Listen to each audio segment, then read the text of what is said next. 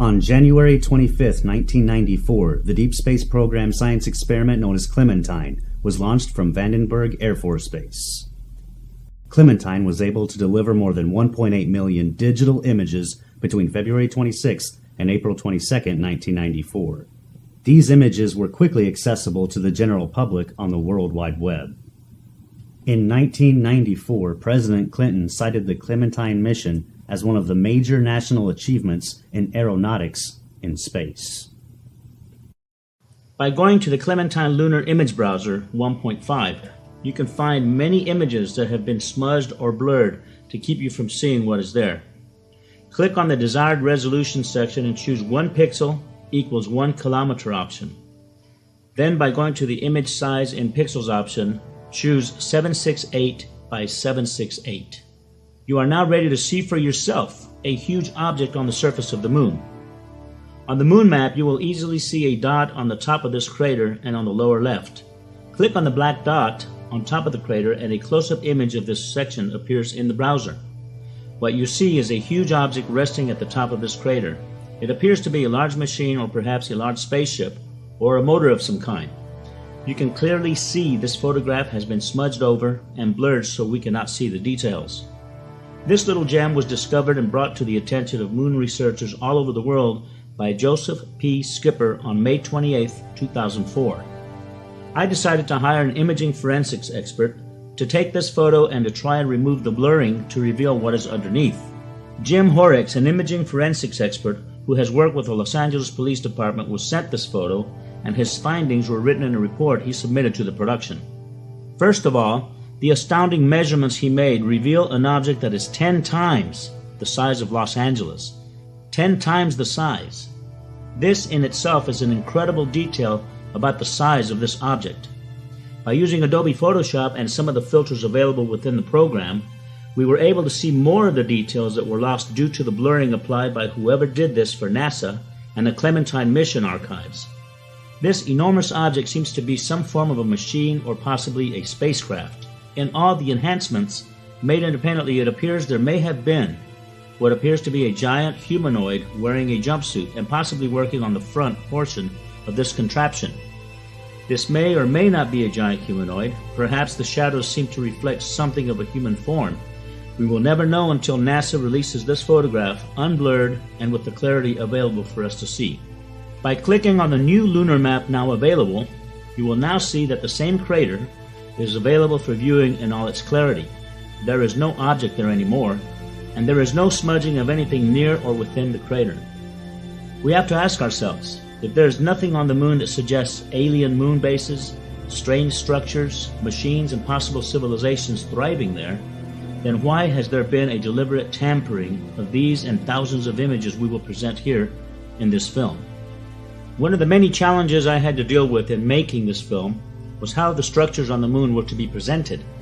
Unfortunately, most of all the Apollo and Orbiter photos are black and white.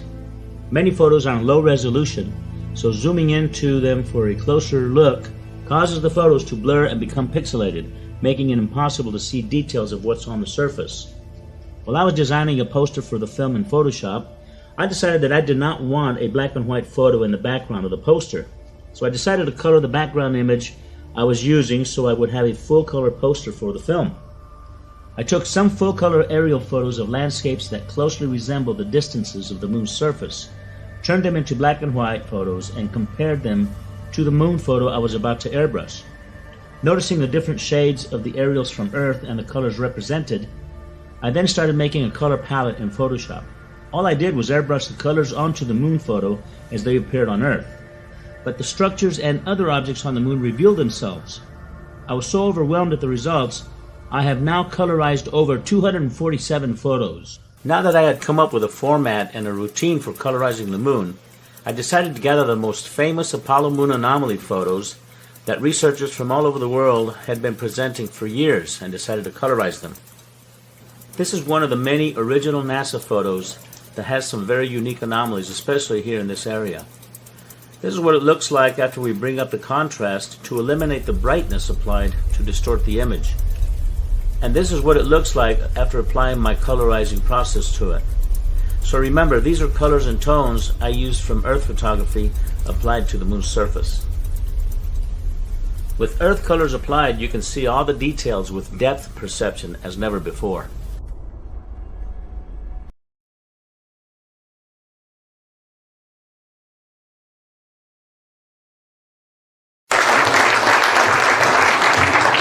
Thank you, Carl. Good morning, everyone.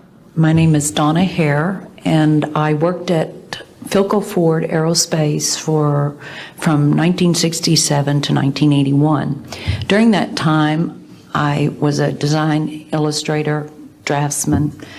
I did the launch slides and landing slides, and also projection plotting boards, lunar maps for NASA.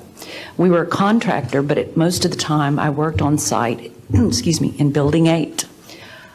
I had the opportunity to do extra work during downtime, which was between missions, and I walked into a photo lab, which was the NASA lab across the hallway. I had a secret clearance, which is not that high, but I was able to go into restricted areas, which this was. At the time, I was talking to one of the techs in there, and he drew my attention to a photograph, a NASA photograph. It had a dot on it, and I said, "What is that?" Well, he drew my attention to it, and I said, "Is that a dot on the emulsion?" And he said, and he's smiling, and he has his hands crossed, and he said, "Round dots on the emulsion don't leave round shadows on the ground." And this was an aerial photograph of the Earth, I'm assuming the Earth, because it had pine trees on it, and the shadows of the craft, or whatever it was, were in the same angle as the trees. And by its very nature, UFO, and I wanted to clarify that to a gentleman that was talking to me, means unidentified. So I did not know what this was.